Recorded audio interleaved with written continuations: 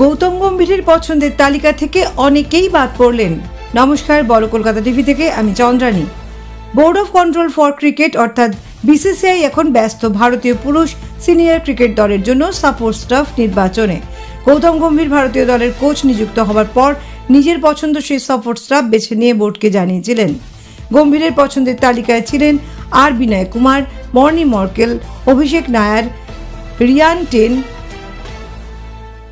দোয়েস ছাতে, Jonty Rhodes এবং লক্ষ্মীপতি বালাজি। সূত্র থেকে জানা যাচ্ছে বিসিসিআই একজন বাদে বাকি সবার নাম প্রত্যাখ্যান করেছে।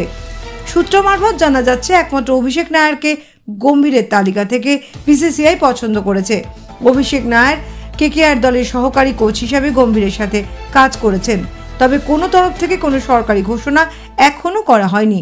বোলিং এবং ফিল্ডিং কোচের জায়গাতে এখনও কেউ নির্বাচিত হননি। রবি শাস্ত্রী অথবা রাহুল দ্রাবিড়ের সময় সাপোর্ট স্টাফ বাছার ক্ষেত্রে যেমন ওনাদের স্বাধীনতা দেওয়া হয়েছিল, গম্ভীরের ক্ষেত্রে বোর্ড ততটা স্বাধীনতা দিচ্ছে না। সূত্র থেকে পাওয়া খবরে জানা যাচ্ছে বিসিসিআইয়ের পছন্দের তালিকায় বোলিং কোচ হিসাবে আছেন জাহির খানের নাম। জাহির ভারতের হয়ে খেলা অন্যতম সেরা ফাস্ট বোলার, যিনি 92টি ম্যাচে 311 টেস্ট উইকেটে নিয়েছেন এবং 309টি আন্তর্জাতিক ম্যাচে 610টি উইকেট নিয়েছেন। জানা গেছে বালাজির নাম নিয়েও আলোচনা হয়েছিল। বালাজি ভারতের হয়ে 8টি টেস্ট খেলেছেন।